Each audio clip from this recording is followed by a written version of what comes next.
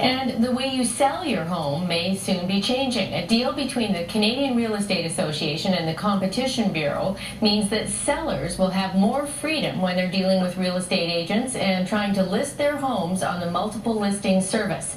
Elaine Young has that story. Maggie Morset's Port Coquitlam home is missing something very important. There's no bedroom on the main floor, and since getting diagnosed with cancer, she can't make it up the stairs anymore. So she's hoping to sell her house as quickly as possible. She first listed it on Craigslist at $385,000, but now she's had to get an agent, which means several $1,000s less in her pocket. I thought it would be easier to sell with other real estate agent, but nobody showed up at my open house.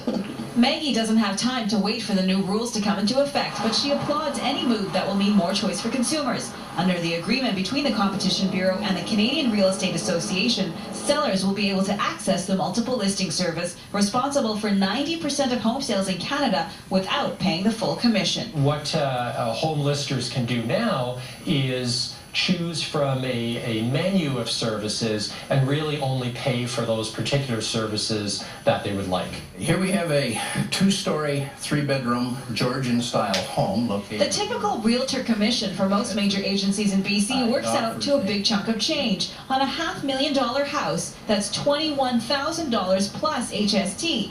But the Real Estate Board of Greater Vancouver insists consumers have always been able to negotiate a better deal long before now. I know how competitive it is out there. We are a very competitive industry and always have been and quite frankly always will be. You've got the consumer today, for the Real Estate Board of Greater Vancouver alone, has over 10,000 realtors that they can choose from. No one is sure yet just how the new rules will actually work. Even a managing broker at 1% Realty, the country's major discount agency, wonders who will be willing to take on the risk of doing a listing-only service. He believes the fees will be too low for the legal responsibility. If I sell you this house and I lie about the square footage or the lot size or something like that, you're going to sue me. If I now sign up a listing for $400 and I don't check the wiring or the square footage or anything, you'll probably still sue me because my name's on it.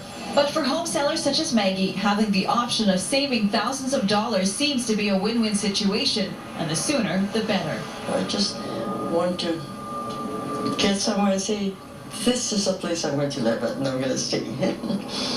With a bedroom on the main floor, of course. Now, just one cautionary note. The agreement still has to be accepted by the 90,000 members of the Canadian Real Estate Association. They will vote on the deal on October the 24th. Chris, that's tonight's Insight. All right, a lot of people will mark that on their calendars. Thanks, Deb.